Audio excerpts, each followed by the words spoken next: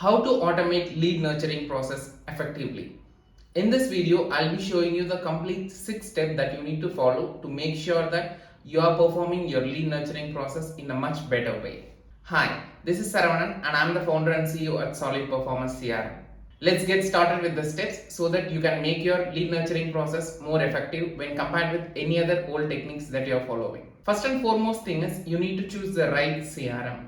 Now, if the CRM solution what you are using is not good, then you will be facing a lot of difficulty.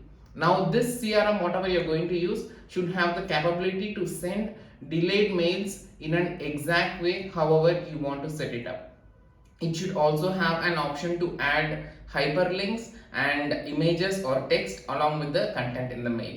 If possible, you can also add emojis in the mail. So these are all the requirements that you need to consider while choosing a CRM. Now, if you ask me for a suggestion, I highly recommend you to use Solid Performers CRM because it has got all the lead nurturing process done and set up in a much better and effective way. In the description below, I have shared the link to start the free trial and you can use it up, set up the lead nurturing process and see how it will help you. Number 2, set up the sequence. Now, setting up the sequence is highly essential in case of lead nurturing process because lead nurturing is not a one-day activity. You have to set up mail sequence for at least 1 month. Now, over a period of 1 month, you can send up to 10 to 12 mails, not more than that. Because if you are going to send them a mail on a daily basis, it might not be too relevant until and unless your product or service is having so many benefits and you want to share that with the prospect or lead. So setting up the mail sequence is really important, and I have shared many other videos on how to set up the email sequence and all those things for lead nurturing process. You can subscribe to our channel or you can check out other videos in our channel to get a better clarity. Now, once the sequence is set up, now you need to monitor the success rate. Now, what do I mean by success rate? When you're nurturing the lead over a period of time, for example, let's consider you are sending mails to 500 potential leads or contacts or raw data. Now, out of this 500, how many people are making inquiry to you? Like how many of them are submitting the lead form what you are having in your landing page? Now, this defines the success rate of the sequence what you have set up. Now, you really need to monitor on which mail this success rate is happening, and you can see whether you can be able to optimize this, because until and unless you optimize this and make it more better, you cannot be able to increase the success rate. That is really important. Number 4, once you understood what is the success rate, what is happening and all, you have to modify the content if required.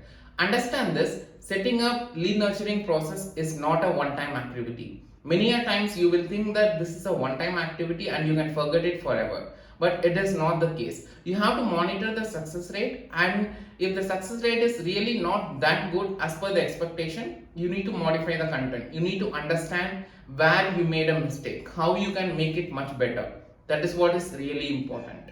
Number 5, once this sequence is reviewed and you are happy with the final content, you can make the final automation. And again, as I said, this also you need to monitor it on a regular basis. Because once you are monitoring this on a regular basis, you will get to know whether it is performing good, or in case if it is not performing good, how to optimize it, or even if it is performing good, you can make that performing much better than whatever it was performing before.